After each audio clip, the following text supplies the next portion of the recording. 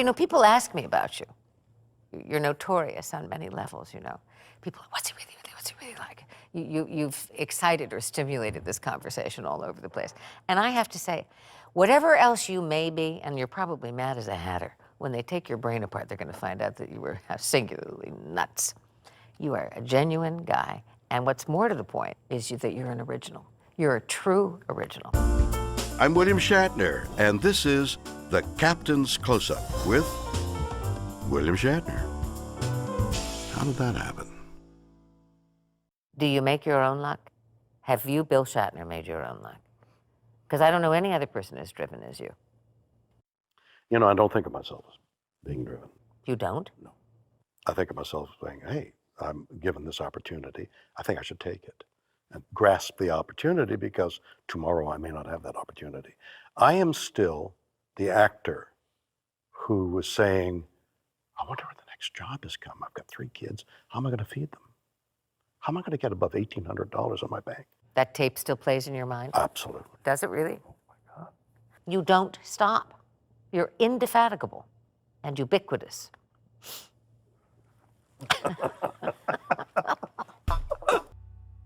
I'm always curious as to what your deepest need is, either vis-a-vis your deepest insecurity or vis-a-vis who you really are. Is your deepest need to perform, to work?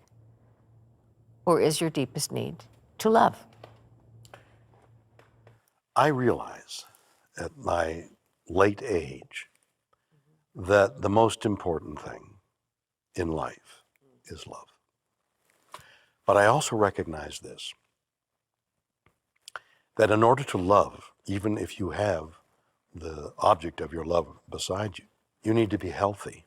You need the energy, the excess energy from staying well. Anything above that, you can devote to somebody else. But if you're not well, you can't love because you're so consumed with survival. You think that's true, Bill? I absolutely think that's true. I That agree survival precedes love. Right. Survival takes many forms, like work. So if you're surviving by work and surviving in your health, you have the sexual energy or the erotic energy to lavish on other things, which means your love object, pets, house, art. This is Picasso. One feeds the other. Did Picasso say that? I agree with that. Then I'll buy a Picasso. But I've noted this in men. I would say I'm saying of your stripe, of your ego size and strength.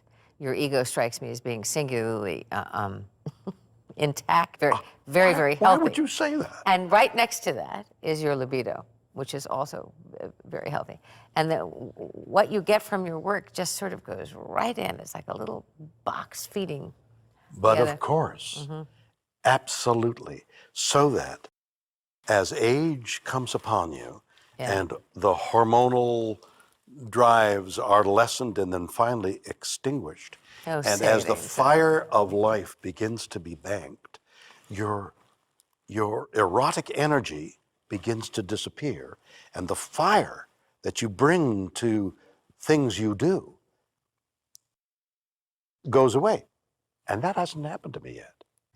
I knew there was going to be a punchline to that. That hasn't happened to you yet? Not yet. There was no precedent, and how do you do this thing, and what's the manner in which you say these words, and therefore the classical work that all of us have done came to use. I know that you have loved, and I know that you have loved deeply. But vis-a-vis your career, has it been difficult to love completely? And has love suffered because of your career needs and or choices? I got married at a very early age. My career hadn't even really started. I was a young actor in Canada.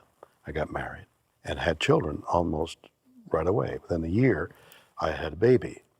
I was distraught over how am I going to survive as an actor and then keep a roof over my head, our head, and pay for all the things babies need.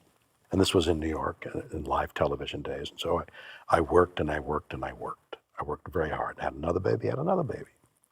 And the bills mounted up.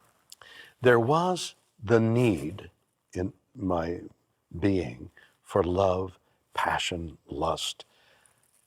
I hadn't had much of that as a young man.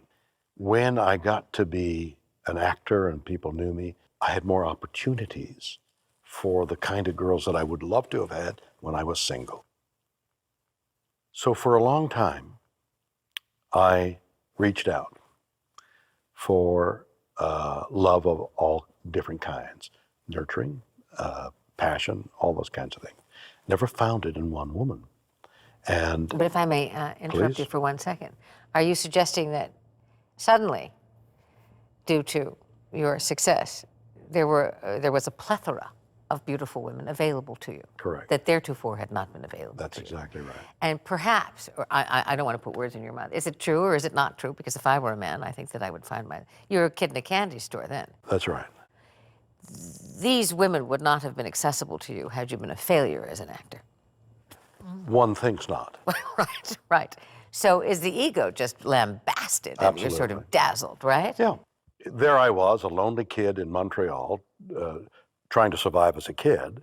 And suddenly, some years later, I'm in the public eye and women are available to me. And I'd never had that before. And so I succumbed to all that temptation. The amount of time that those series, and I did several, took, destroyed each marriage for the lack of time and attention to the marriage and also to the temptations that were around. The concept of being with one woman and being uniquely theirs arrived with my wife, Noreen. I began to understand how love can be heightened and sharpened and, in a sense, blissful being with one lady and devoting all your attention, physical, spiritual, emotional, to that one lady. Noreen died. I was left with these almost 10 years of, I had a beautiful thing happen to me. Now it's gone. And then my luck, this thing that I have in life, Yeah. I met my wife, Elizabeth. Yes. And I've been completely true to her during the decade we've been married. Completely. But you have been a very hard-working personality and actor in this last decade, have you not? Absolutely. Would Elizabeth tell me that she feels that she gets enough of you? No, we don't get enough of each other. And we have so many things we do together that we don't get to do them as much as we'd like, but we get to do quite a bit. It is within the realm of possibility to work hard completely and utterly and do the same thing with love.